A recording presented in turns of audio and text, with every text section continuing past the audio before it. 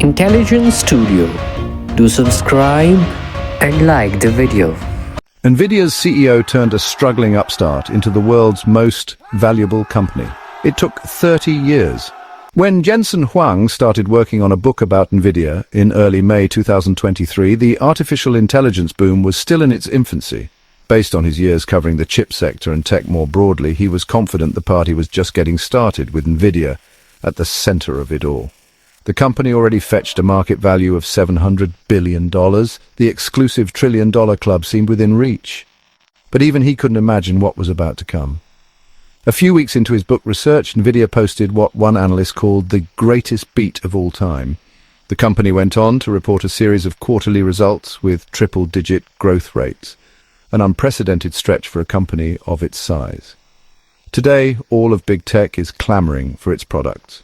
Access to the company's graphics processing units has become a question of national security for the world's superpowers, and Nvidia has a market value of $3.6 trillion, making it the most valuable company of all time. The whiteboard is perhaps the ultimate symbol of the unique culture at Nvidia, which has grown from humble beginnings in the 1990s, when it was one of dozens of computer graphics chip companies known mainly by hardcore gamers seeking the best performance for the first-person shooter, Quake and other games, into the premier supplier of advanced processors for our age of artificial intelligence. The architecture of the company's processors is well suited for AI workloads because of its ability to perform mathematical calculations simultaneously, essential for training and running models. Nvidia's early recognition of AI and its forward-thinking investments over the course of more than a decade, including enhancement of hardware capabilities, development of AI software tools, and optimization of networking performance, made the company's technology platform perfectly positioned to capitalize on and become the primary beneficiary of the current AI wave. AI use cases are now plentiful.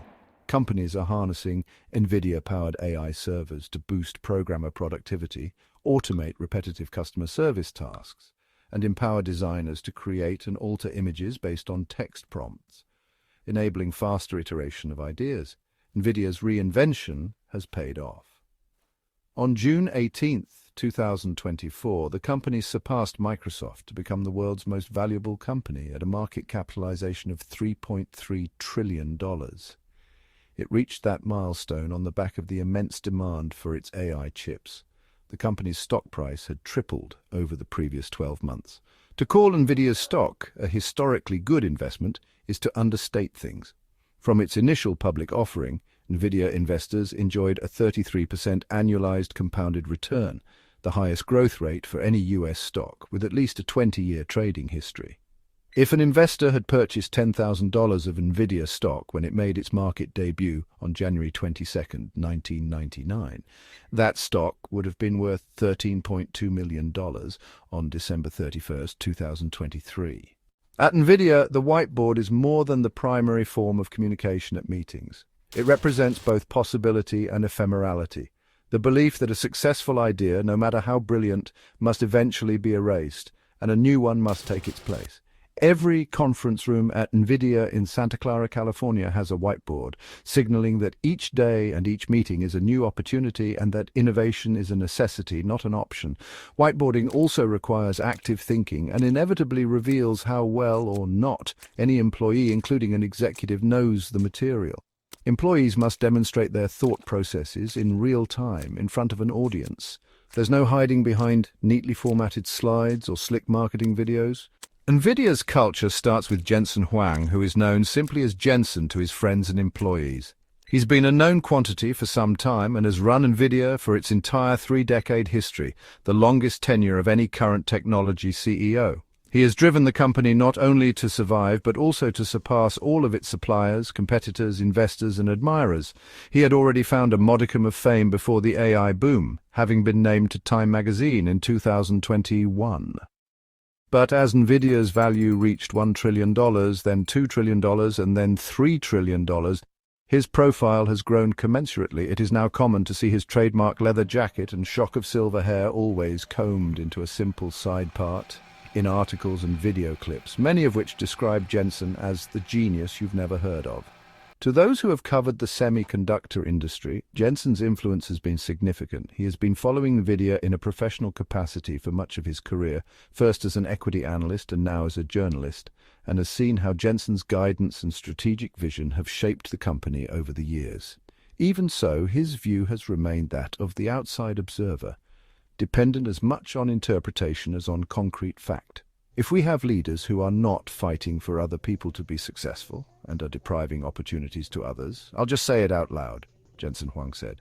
I've got no trouble calling people out. You do that once or twice, nobody's going to go near that again. To learn the secrets of Nvidia's success, one would have to talk with many people inside and outside the company. But one cannot understand what Nvidia is today without understanding how it got to this point. During the course of his reporting, he began to understand what makes Nvidia special. Its defining character is not its technological prowess, financial resources, or the new opportunities that come from a high market valuation. It is not a mystical ability to see the future. It is not luck. Rather, it is a unique organizational design and work culture that he has come to call the Nvidia way. This culture combines unusual independence for each employee with the highest possible standards. It encourages maximum speed while demanding maximum quality. It allows Jensen to act as strategist and enforcer with a direct line of sight to everyone and everything at the company. Above all, it demands an almost superhuman level of effort and mental resilience from everyone. Though it is tense, Jensen's management style is unlike anything else found in American corporations. He runs the company in the way he does because he believes that Nvidia's worst enemy is not the competition, but itself. More specifically, the complacency that grips any successful company, particularly one with a long and impressive track record such as Nvidia. In his work as a journalist, he has seen that companies tend to become dysfunctional as they succeed and grow, largely because of internal politics, with employees focused not on driving innovation or serving customers, but on advancing their bosses' careers. This jockeying distracts them from doing their best. Over the years, I realized what was happening, how people protect their turf, and that created a much flatter organization, Jensen said. His antidote to the backstabbing, the gaming of metrics, and the political infighting is public accountability and, if needed, public embarrassment. Nvidia's unique culture might sound strange or unusually grueling, even for the tech industry. But among all of the former Nvidia employees he talked to, it was hard to find a dissenter. They all reported that the company was largely free from the internal politics and indecisiveness typical in large organizations. They mentioned how difficult it was to adjust to working at other companies where direct, blunt communication is rare, and there's far less urgency to get things done. And they described how working at Nvidia reminded them to fulfill their professional calling as a necessary condition of employment. In a sense, that is the Nvidia way in its purest form. It is the unwavering belief that there is tremendous reward in doing your job the best you can. It is the drive to persevere amid adversity. Or, as Jensen put it when looking directly into his eyes, the secret to his company's success is nothing more than sheer will. 2 years into the generative artificial intelligence revolution, investors have shifted their attention from the technology's benefits to its sky-high costs. It's an inevitable part of the hype cycle. Big tech firms will spend more than $200 billion combined in capital expenditures this year, primarily to build out data centers, buy chips needed to train their AI models and power their continuing use. The spending is real, but so are the benefits, which could still surprise investors. We're going to depreciate and wipe out the old infrastructure and build a new one, Philippe Lafont, who runs tech hedge fund Quatu Management, told attendees at his firm's annual conference this past July. Over the past year, Lafont has gone beyond his traditional tech domain to buy utilities and industrial stocks. AI has jolted those businesses out of a long slumber. If you had told me 5 years ago that I would now be looking to invest in utilities, energy, and industrial, I would definitely bet a lot of money that would never happen, he says. For this story, we interviewed more than a dozen senior executives, including CEOs, chief technology officers, data center architects, and policy experts. They all said that AI was already changing work processes and knowledge retrieval and increasing employee productivity. They portray the wave of spending as necessary and justified. Worries and flashbacks to the dot-com bust are understandable, but the AI data center build-out isn't this century's fiber optics. AI data centers are more akin to highways and electrical transmission lines. Ultimately, they will support the economy. Investors shouldn't shy away from the opportunity. Today's data centers that power cloud computing platforms typically use about 50 megawatts of power. The AI data center will require 10 times that much. Giordano Albertazzi, CEO of Vertiv Holdings, a leading provider of power and cooling infrastructure equipment for data centers, says his company's customers are building an increasing number of data centers. What we see in the market is continued acceleration, he says. One industry executive tells us that he has already seen plans for at least 10 different data center projects exceeding 500 megawatts of power, all slated for construction within the next 3 years. The technology underlying AI continues to see the benefits of scaling laws, which means that AI models continue to improve in line with how much computer power and data are used. Success tends to scale, says Microsoft Azure Chief Technology Officer Mark Rusinovich. To be sure, the costs to build new models are soaring. OpenAI's current GPT-4 model costs $300 million to train, according to estimates from Bernstein, with the next two models expected to cost several $1 billion and then more than $25 billion, respectively. In early September, Elon Musk's xAI deployed more than 100,000 processing units. That GPU bill alone is several $1 billion. Musk said his AI startup plans to double its capacity to an effective 200,000 GPUs in the coming months. Oracle recently announced that it would deploy the largest ever GPU cluster, available in the first half of 2025 and delivering up to 131,072 Nvidia GPUs for customers to train and run AI workloads. Not to be outdone, Meta Platforms' CEO Mark Zuckerberg announced last month that Meta's current Llama 3 model was trained on only 16,000 Nvidia GPUs. The wave of one-upmanship spending, where each model training generation grows by a factor of 10, is a clear trend. Global research estimates that data center capex could rise by 14% a year, from $215 billion in 2023 to $311 billion in 2026. Look for those forecasts to go higher. The arms race has been paired with plenty of skepticism, with some questioning the return on AI infrastructure. But there are two important innovations the skeptics may be underestimating: the ability of AI models to understand natural language queries, and the ability to apply insights from the vast pools of data inside companies. Making employees more productive by providing the right information hidden away in internal databases quickly and easily doesn't drive chatbot-style attention, but it's no less disruptive and revolutionary. If you think about the world's data, the majority of it is sitting in cold tiers and archives, says Arthur Lewis, president of Dell Technologies' Infrastructure Solutions Group. Enterprises are now using that data to realize the full value of the data. AI is a tool for enhancing business productivity, says John Lin, an executive vice president at data center operator Equinix. Fundamental materials discovery, drug discovery, and improvement to health is the potential. That's what gets me excited about doing the things we do every day. Bristol-Myers Squibb purchased a large Nvidia AI system a year ago, and the company says it's already paying dividends. It has accelerated our capability, says Greg Myers, Bristol's digital and technology chief. Tackling really challenging diseases is as much a computational problem as it is a scientific problem. Myers says that AI has allowed Bristol's drug discovery scientists to iterate and research additional permutations of its drugs. It also allowed the company to take advantage of data compiled from prior clinical trials to better design future ones.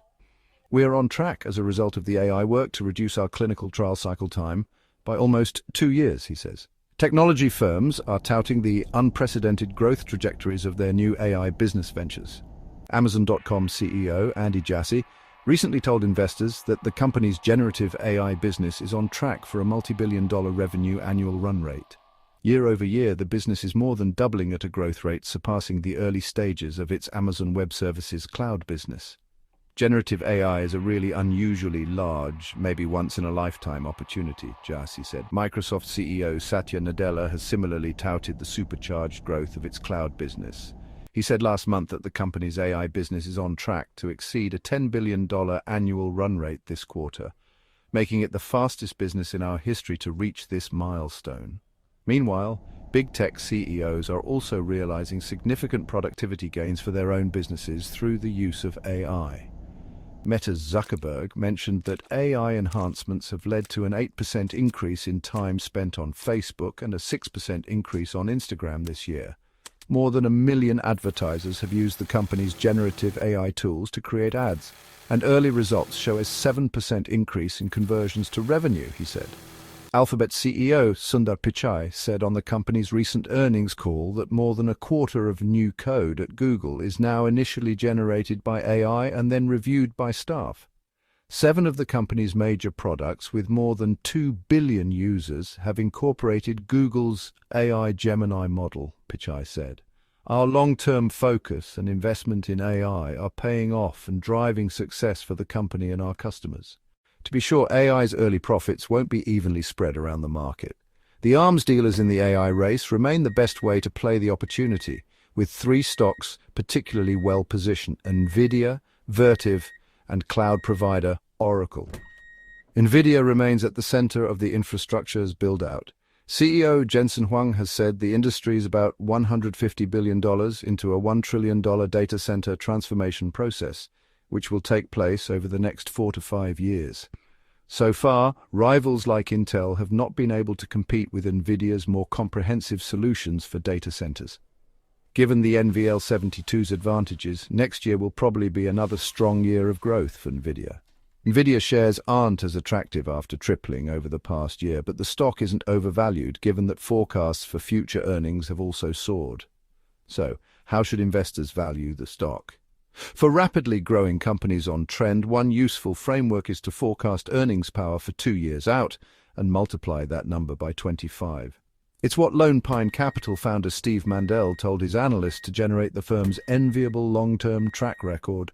Wall Street has forecast calendar year 2025 earnings of $5.39, but that looks too conservative. A figure of $6.50 is reasonable, assuming that GPU supply constraints will be alleviated by then, as Taiwan Semiconductor Manufacturing, Nvidia's main chipmaker, adds more capacity.